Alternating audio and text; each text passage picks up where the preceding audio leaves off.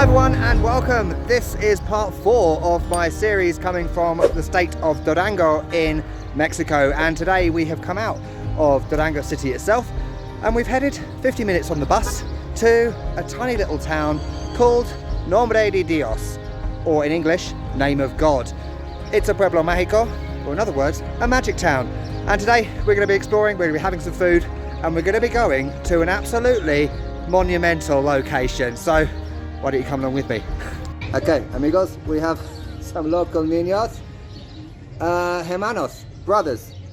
Cool. They look very similar, right? Hola, amigo. ¿Vives en Nombre de Dios? Sí. ¿El nombre? Bien. Me llamo David. Hola, amigo. ¿Vives en Nombre de Dios? Sí, sí. ¿Edad? Sí. 5, 6. 7. 7 años. Tiene 7 años, ¿sí? ¿Gustas Nombre de Dios? Sí. Sí, sí, hermoso, bonita. ¿Comida? ¿Gorditas? Sí. Muy delicioso. Look at that behind me. It wouldn't be a Pueblo Mágico without a kiosco in the middle and this central square with the colourful buildings around the outside, yellows, blues, oranges, burgundies, you name it. And it's quite hot today. Baking Sunday, and my water bottle has spilt in my bag, so my back is drenched. Classic. And the name, Nombre de Dios, is quite interesting, right? Name of God. What's that about? It's actually the oldest town in the state of Durango when we talk about Spanish colonialism. So it was originally called Villa de los Cuatro Templos, I guess place of 4 temples, and it was renamed Nombre de Dios in 1563, which, as I said, is before Durango came into being. I've just met this nice lady. As you can see, there's lots of mezcal on this stall with alacrán, just like we saw in Durango. Licor y membrillo. Membrillo, perón.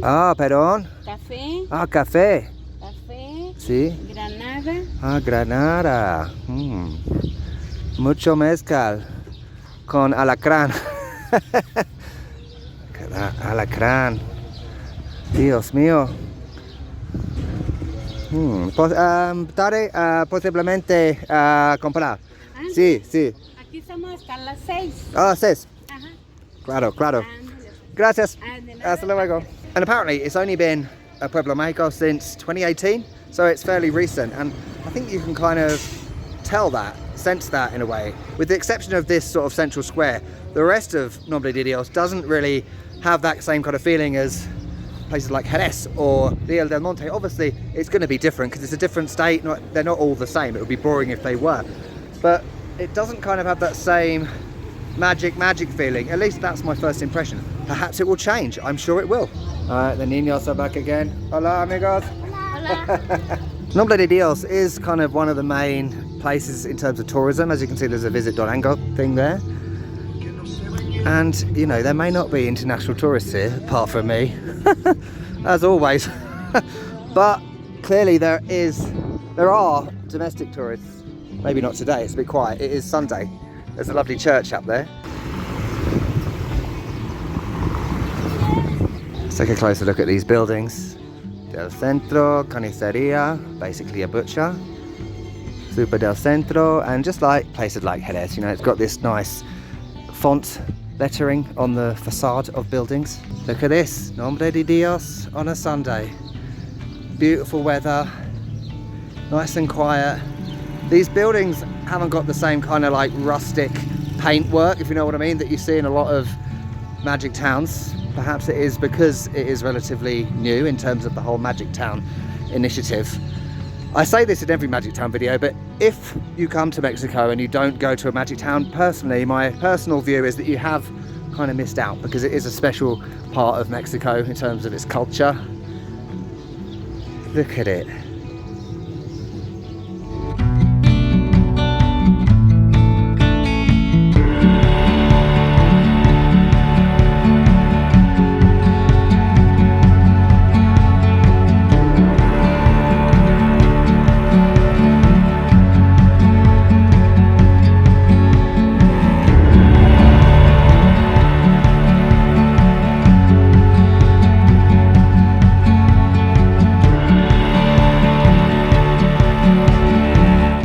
we've talked to some locals.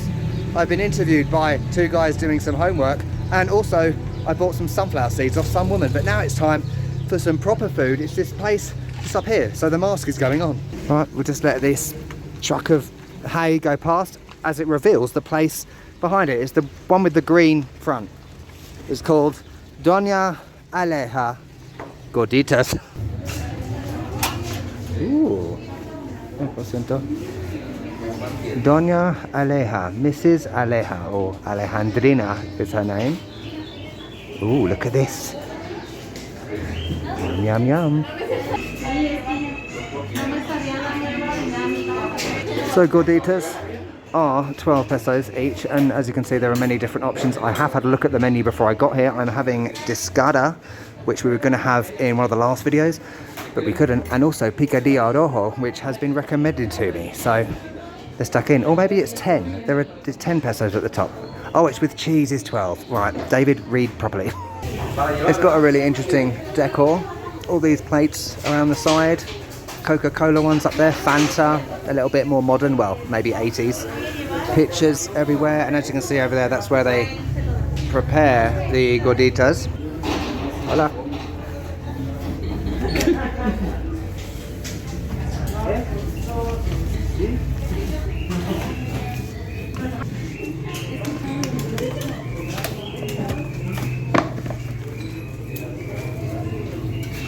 So that's where they prepare the gorditas. And Doña Aleja is the abuelita. She was my grandma. Oh really? Oh, she was grandma. Wow, amazing. My mom's like the owner right now. Oh, okay, okay. She was my grandma and she started all this. Fantastic. I've heard a lot of good things about here. Well, it's what she left us. Mm. We have to keep it on.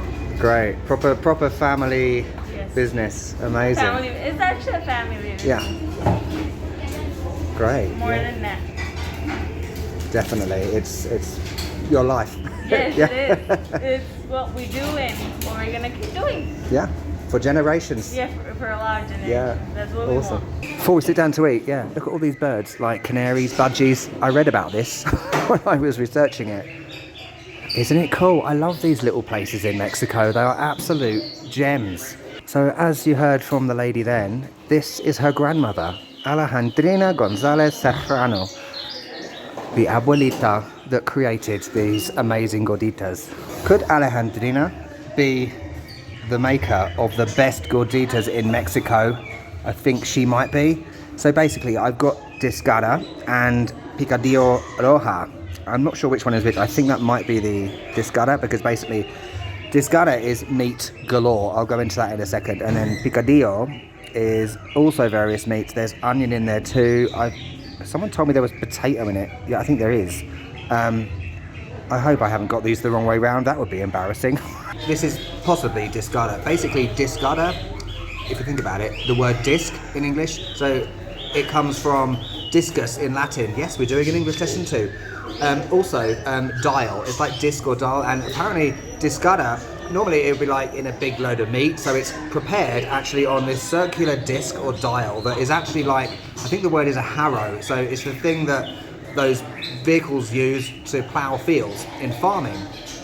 And basically it's loads of meat, so bacon, pork, beef, you name it, and apparently they put the bacon on first and allow the fats to come out of the bacon, and then the bacon is removed, and then the other meats are put on and are cooked in the bacon fat.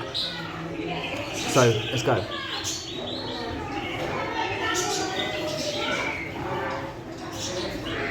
Oh my actual Jesus. Sorry, Alejandrina. Oh my God. So much meat. Spicy as hell. Look at that, man. These are outstanding. Soft on that bit, and the bottom is like crispy, so like half of it is crispy, the rest is soft. Oh my God. Oh, okay, yeah, I think this is discada because it tastes like pork and bacon and sausage. Brilliant. Well, I can't go back now, can I? The wonders of eating food in other countries. Very porky. Okay, now that I've finally fathomed which one is which, this is discada. It's got sausage in it. Salchicha. I'm really liking this one. It's kind of growing on me. I think after having the Rioja one, quite strong and overpowering. This isn't so much, it's quite mild, but very meaty. Jesus, right, the gorditas certainly did what they say on the tin. If you didn't know, gordo in Spanish is basically fat. And gordita, kind of, if you translate it literally, it's like chubby girl. I definitely feel like one right now. Jesus Christ. The next stop is the momentous epic place. But as I said in the last video about research, I don't know how to get there. So we're gonna have to just see what happens and hope that we get there. I asked that woman, but she wasn't sure. Brilliant. Obviously, if you have a car, getting to this place won't be an issue. So what are my other options? Think, David. There could be a local bus. There could be a taxi that will take me. Surely one of them will work out. Okay, I think the main road is down here where I got off the bus. So let's go down here and see if we can find a local bus or last resort a taxi. This is the bus area. Hola. But that's going in the other direction. There is a bus apparently, like a tourist bus that does the Ruta de Mezcal, the Mezcal route. But I just want to go to the place I want to go to. Taxis, okay, let's see what we can do. I've asked the lady in the omnibus place, taxi is the only way. Sometimes that's life. So the next step is to actually find a taxi, or I could hitchhike on the back of a truck. Too old for that. 150. 150, sí.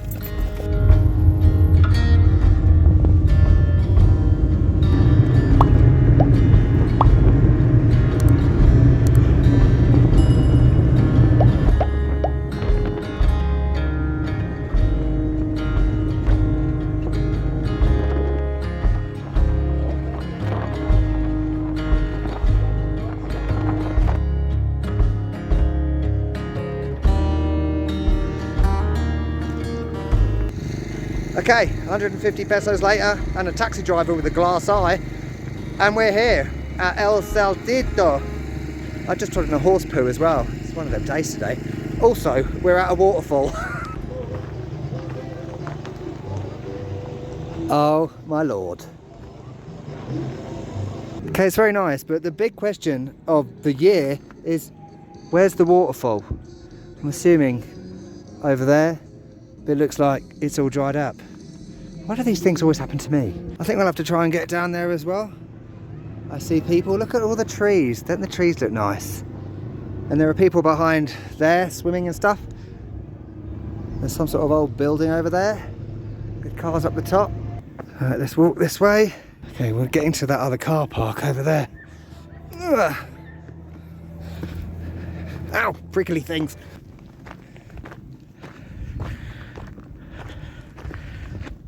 Okay, we're heading down now. Look at these rocks up here. Amazing.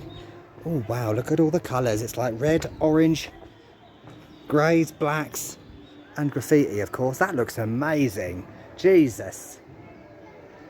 Graffiti isn't so good. This kind of feels Tepoztlan-esque, except going in the other direction. When I was there, I went up this mountain thing. The trees look cool. Right, some more steps to go. Right, I've got a few more rocks to clamber over as I just fall off one. Wowzers, look at this. I'm at the bottom. And we've got this like lake in the middle with no waterfall, but whatever. There's quite a lot of people here. It's quite interesting. No one's wearing any masks. How bizarre, including me. It feels weird not wearing one. Got people doing barbecues over there, I think. People swimming.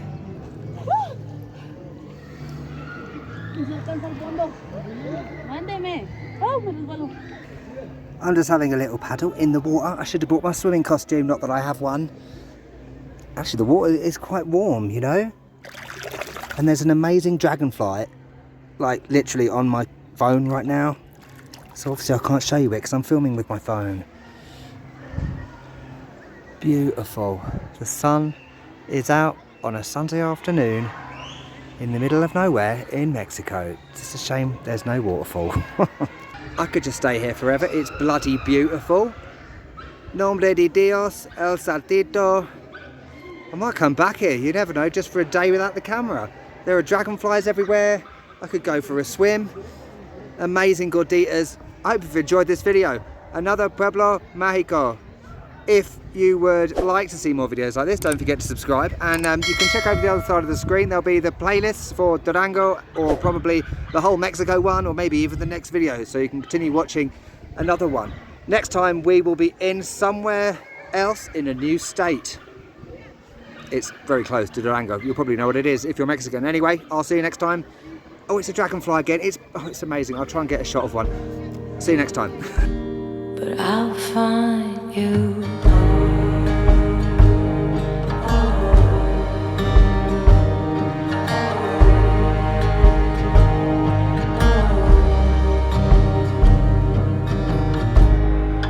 So what's your conviction? What is your truth? What's your prediction? To know for what is. But we make our own dreams. It's perfectly clear. I still pretend the taste when you're not near. Oh, hey, now the truth is I don't really know why. I just let the wild wind decide. 'Cause I go blind when I try to find you.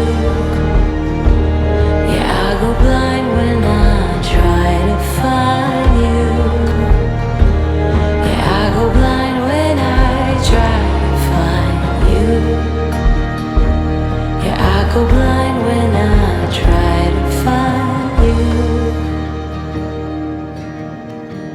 But I'll find you.